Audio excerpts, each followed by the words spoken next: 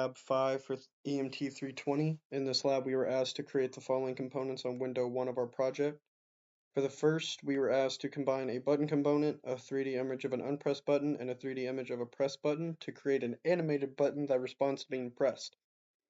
It says that this group should have a custom property and that the button should drive the custom property and that the property itself should be bound to a memory tag. So if we go into our designer, we go into our group 1 of our root container, we see that this group has both a tag property binding as well as a style property binding, and then the style property binding is bound to our not pressed button. So while we're in preview mode, if we click this button, it gives us the animation of a button being pressed and unpressed, and we can see it reading back to our tag over on the right side.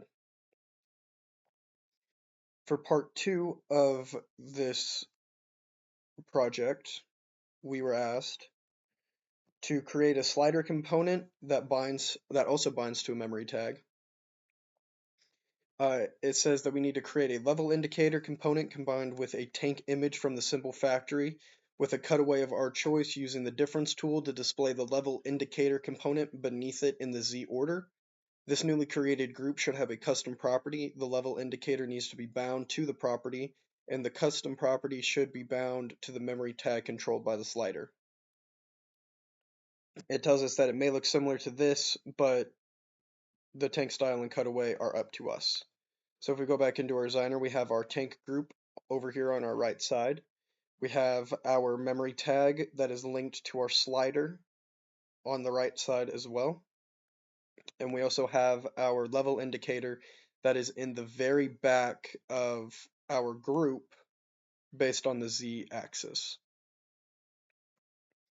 So if we go and move the slider tells us, or the slider will change what our level indicator is showing within our tank cutaway. And if we go over to our tank level tag, we see that that also changes when the slider changes. And if we come over here and change it on the tag itself,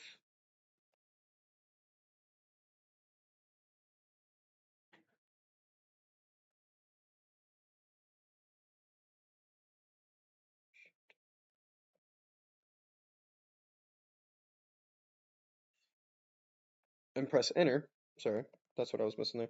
So we click in a new value and press enter, and it shows, and it auto updates our slider value, and our slider value auto updates our tank value.